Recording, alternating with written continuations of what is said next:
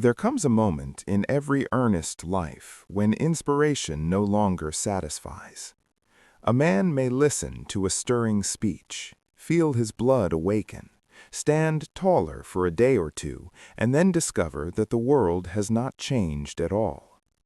The same bills await him, the same doubts return to his bedside, the same unfinished work sits where he left it, and the same quiet disappointment follows him, like a shadow that never forgets its owner.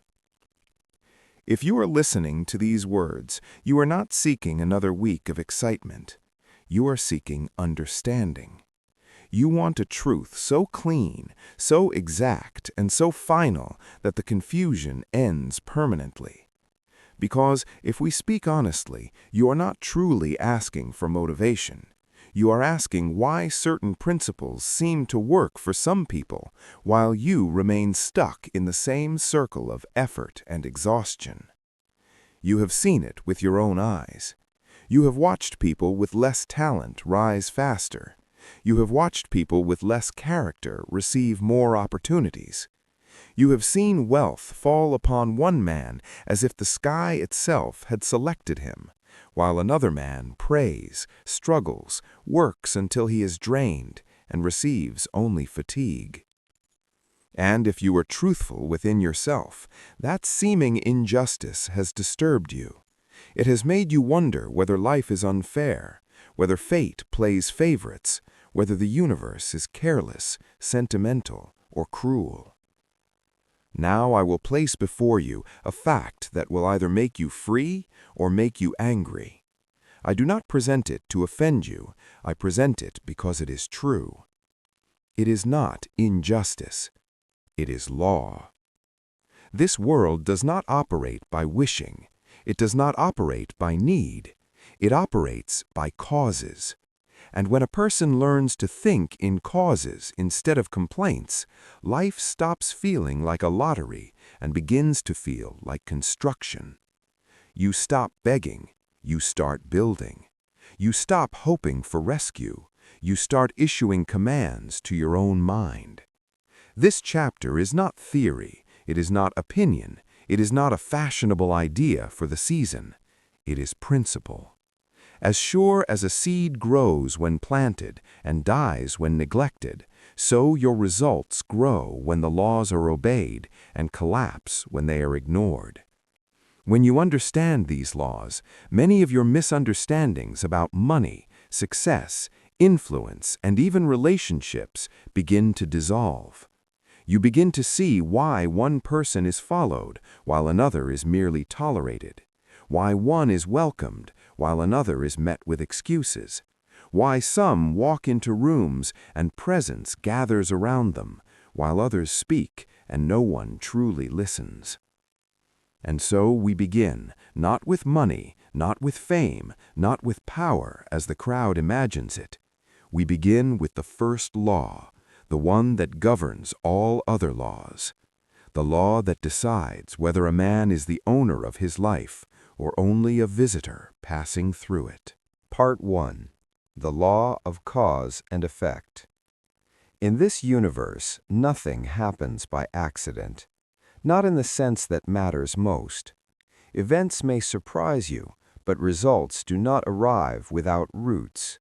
Every outcome has a cause, every harvest has a seed.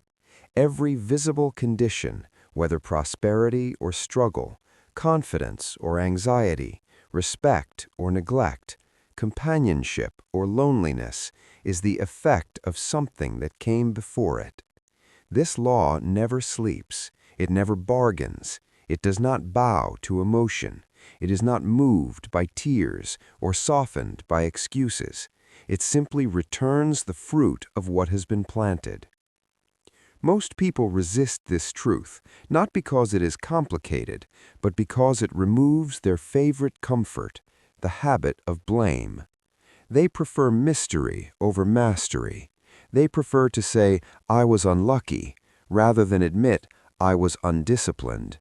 They prefer to believe that life is a roll of dice because the alternative is responsibility. And responsibility, to the undisciplined mind, feels like a burden. Yet responsibility is not a burden. It is the beginning of power. Fix this in your mind. Life does not respond to intention alone. Life responds to law, and law responds to causes. Every thought you dwell upon is a cause. Every word you repeat is a cause. Every action you take and every action you refuse to take is a cause. These causes sink into the soil of the subconscious mind, and that soil is impartial. It does not argue. It does not debate. It does not ask whether you meant it. It accepts the pattern that you impress upon it, and it works day and night to express that pattern as your reality. If you plant fear, you will harvest obstacles. If you plant faith, you will harvest pathways. The choice is yours. The result is law. Consider the great truths hiding in plain sight. Every building was first an invisible idea. Every invention existed as a thought before it became a mechanism. Every enterprise, every movement, every fortune began as a mental image held long enough with enough certainty that it demanded expression. Thought comes before speech. Speech comes before action. Action is the physical signature of an inner design. Thought is the architect. Speech is the builder. Action is the finished structure. The man who grasps this stops waiting for permission. He stops pleading for help as his first instinct. He begins to govern himself. He begins to give orders to his own mind, and then he insists that his behavior obey those orders. But the man who wanders without awareness violates the law daily, and then calls the consequences bad luck. He reacts to conditions instead of creating them. He allows other people to decide his emotional climate. He allows news, gossip, and temporary moods to command his attention, and therefore to command his destiny. When things go poorly, he asks, "Why me?" He blames the economy. He blames his childhood. He blames society. He blames fate. And in doing so, he hands away the only power that can ever change his condition, the power to become a new cause. The wiser individual searches for roots. He studies patterns. He notices what he repeatedly thinks, repeatedly says, repeatedly does. He discovers that what he once called misfortune was often the cost of ignored principle. What he called bad luck was frequently unpaid debt to law. There is a sentence worth engraving upon the mind. Bad luck is the name men give to a law they have not understood. Now listen carefully, because this is the dividing line between the deliberate life and the accidental life. The subconscious mind obeys repeated belief. It does not obey your occasional hope. It does not obey your public image. It obeys the ideas you impress upon it consistently, emotionally, and repeatedly. And what do most people impress upon it? Worry, complaint, self-pity, resentment, fear of rejection, fear of failure, fear of success. Fear is the most destructive habit of the mind. It contaminates decision, weakens persistence, and trains the body to accept defeat as normal. Fear is not merely an emotion, it is a program. And a program, when repeated long enough, becomes personality. Here is a test that reveals much. When you think of wealth, do you feel hunger or do you feel shame? When you think of success, do you feel excitement or do you feel suspicion? When you think of power, do you feel responsibility or do you feel conflict? Your answers reveal the hidden instructions you are already giving your mind. Many people are not failing because a curse hangs over them. They are failing because they carry secret commands, old fears, old beliefs, old bargains made during moments of weakness. They repeat these commands inwardly every day, often without words. And the subconscious mind, faithful servant that it is, carries out those commands with astonishing precision. That is why two men can face the same difficulty and arrive at entirely different outcomes. The outer condition may be similar, but the inner command is different. One has trained his mind toward courage and order. The other has trained his mind toward fear and drift. The mind either controls the body or is controlled by it. If the mind is disciplined, the body becomes an instrument. If the mind is undisciplined, the body becomes a master, demanding comfort, avoiding effort, seeking distraction, and calling it natural. Now I will tell you something that may sting at first, but it will heal you if you accept it. If you are unhappy with your results, your first task is not to curse the world, but to examine the causes you have been living by. This does not mean you are guilty of everything that has happened to you. The world contains hardship, injustice, and the misbehavior of others. But it does mean that your present direction has been shaped more than you realize by what you repeatedly think, repeatedly say, and repeatedly do. When you say with calm strength, "I have helped create this," you reclaim power. You cannot become master of what you refuse to acknowledge. But the moment you say, "I have produced this result through causes, and therefore I can produce a different result through different causes," you step out of the victim role and into the creator role. That single shift, if made honestly, begins a quiet revolution. Make this your inner statement, repeated until it sinks below the surface and becomes part of your mental blood. My thoughts are seeds. I plant only what I wish to harvest. Say it again, not with drama, but with certainty. My thoughts are seeds. I plant only what I wish to harvest. This is not poetry, it is instruction. And instruction repeated becomes belief. Belief repeated becomes character. Character expressed becomes destiny. When you accept personal responsibility, something unexpected happens. You feel lighter. Victimhood is heavy because it binds your energy to what you cannot control. Responsibility is freeing because it connects you to what you can control. Now we advance to the next law, because responsibility alone is not enough. Many people accept responsibility and still remain scattered. They become sincere, but not effective. They become hard-working, but not directed. To turn cause into creation, you must learn to command it with precision. You must learn the law of clarity. Part 2. The Law of Clarity, or Definiteness of Purpose. Nature has little tolerance for vagueness. A drifting seed does not produce a harvest. A wandering mind does not build a life. The law does not respond to confusion. It responds to instruction. You may work hard and remain poor. You may pray sincerely and remain stuck. You may be intelligent and still be overlooked. Why? Because effort without direction is wasted force. The greatest enemy of humanity is not lack of talent, it is lack of purpose. Most men and women do not fail because they aim too high and miss. They fail because they do not aim at anything specific. They carry a fog of wishes, not the steel of a decision. They say they want prosperity, but they also want comfort without discipline. They say they want love, but they also want safety without vulnerability. They say they want freedom, but they also want approval from those who cannot grant it. So they are divided, and division is weakness.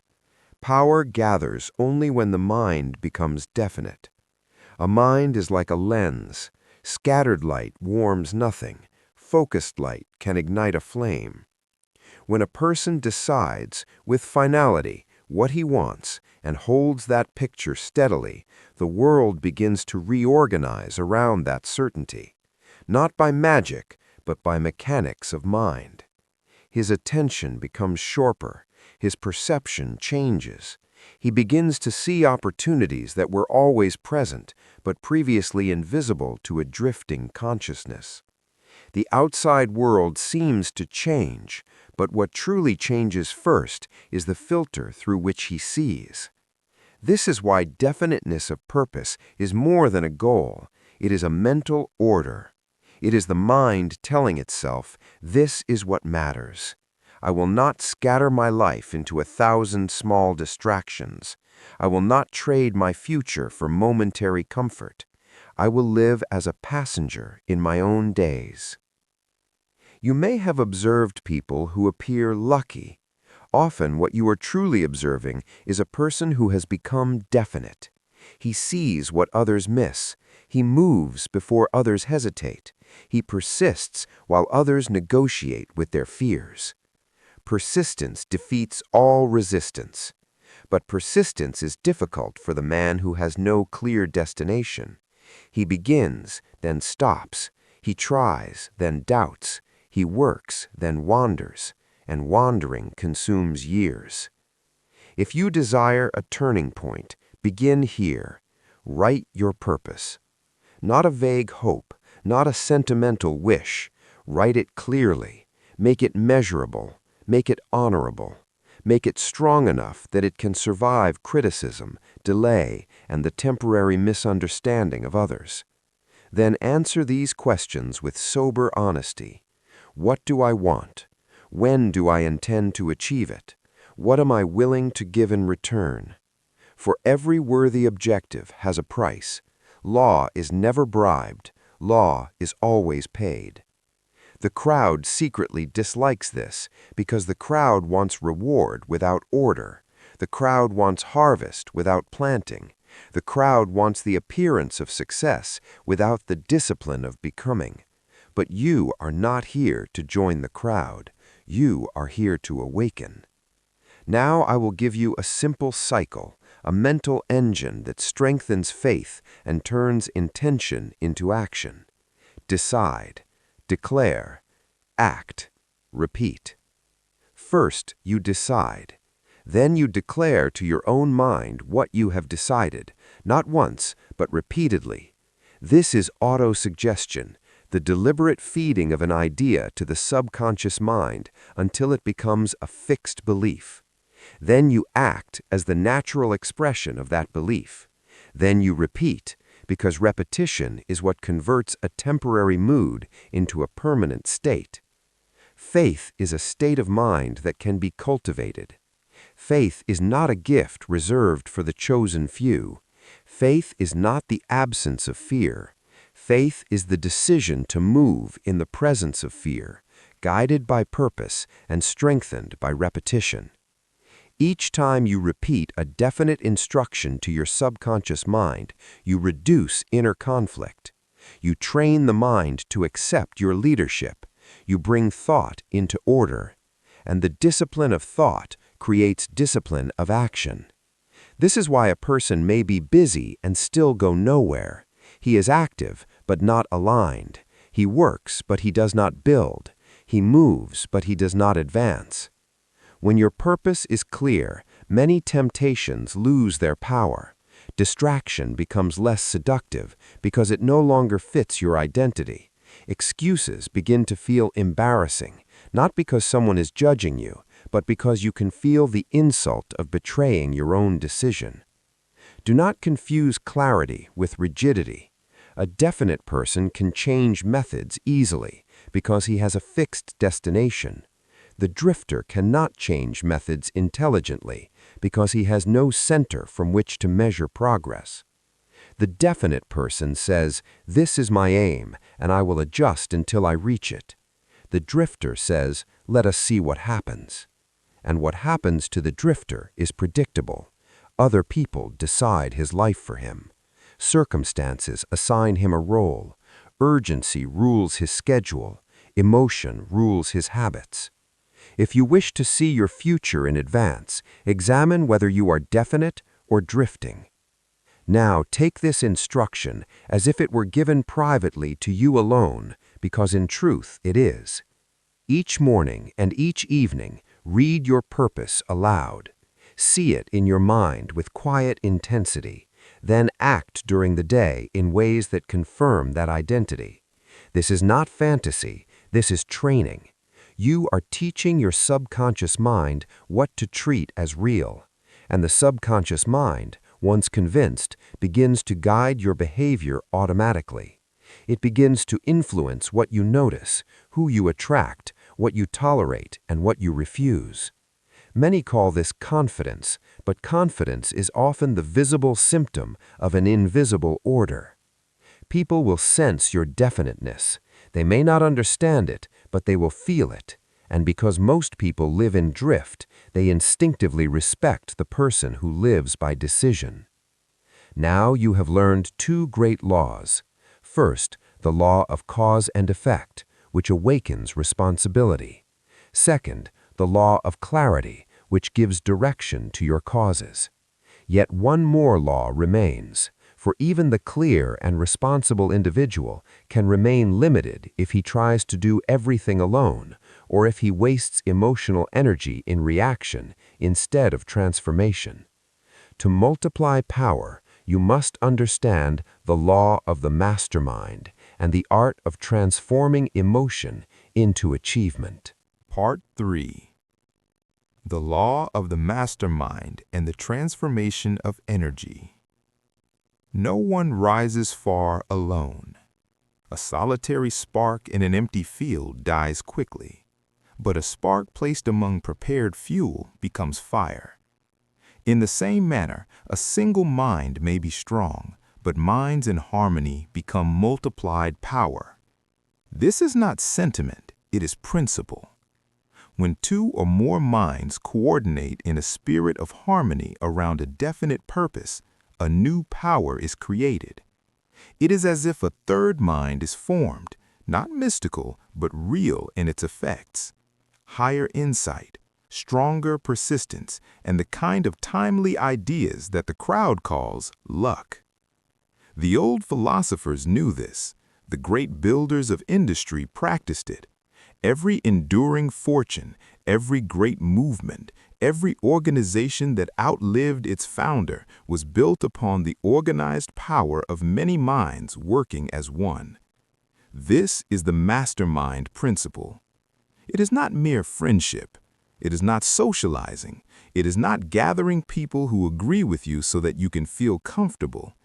It is a deliberate alliance of individuals who share values, trust, and a unified aim, where each member strengthens the others through honesty, skill, and constructive demand. Weak people look for sympathy. Strong people look for truth. A wise person does not surround himself with flatterers. He surrounds himself with those who require his best, who hold him accountable to his own declared purpose, and who refuse to let him drift back into the sleep of excuses. But the mastermind requires harmony. One jealous mind can poison a group. One chronic complainer can drain the energy of the ambitious. One gossip can dissolve trust. Therefore, choose carefully. Not everyone deserves access to your plans. Not everyone can hold your purpose with clean hands. Now we turn to transformation, for this is where many waste their lives without knowing it. Every human being has energy, emotional energy, imaginative energy, desire, longing, frustration, even anger. Most people leak this energy into anxiety, argument, indulgence, and distraction. They spend their force on reactions, then wonder why they have none left for creation. The disciplined individual does not repress emotion, he directs it. Without direction, energy destroys. With direction, energy builds. The same fire that burns a forest can melt iron in a furnace. Emotion is like that fire. It is neither your enemy nor your master, it is fuel. And fuel guided by purpose becomes power. When you feel frustration, you may ask, why is this happening to me? And you will become smaller. Or you may ask, how can I use this? And you will become stronger.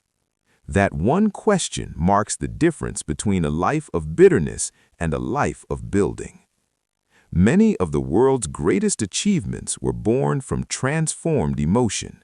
Longing turned into art, disappointment turned into innovation, rejection turned into determination, loneliness turned into clarity, grief turned into compassion and leadership.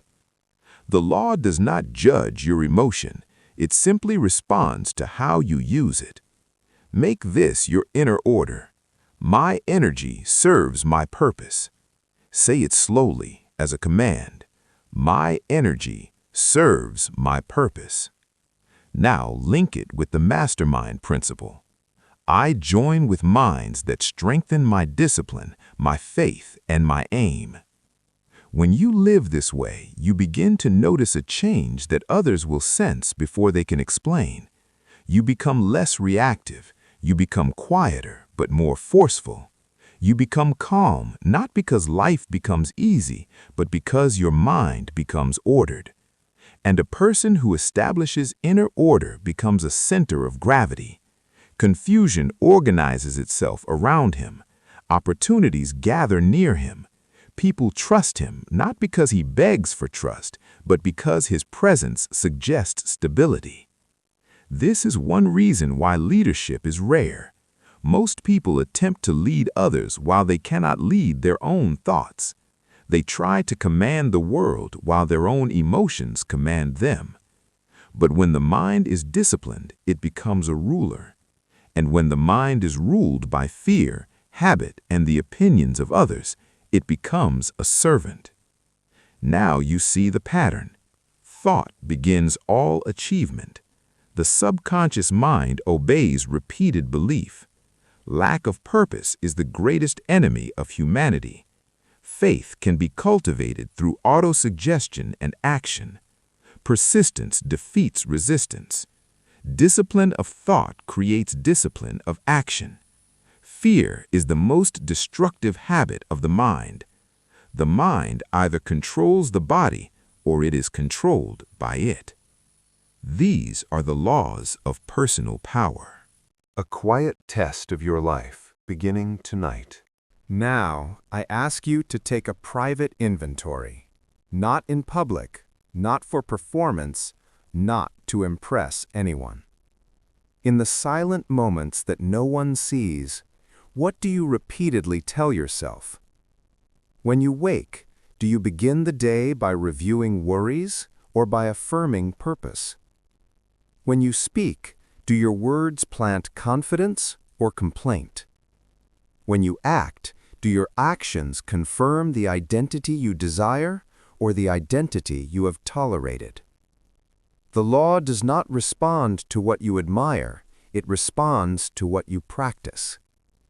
If you have been trying for years, I invite you to consider that trying is often the language of drift. Trying is what a person says when he has not decided. Decision is different. Decision is clean. Decision is a door closed behind you. And once you decide, your next requirement is persistence, not the loud persistence of dramatics, but the quiet persistence of daily obedience to law. The persistence of returning again and again to the same purpose, the same discipline, the same inner order, even when no one applauds, even when results are delayed.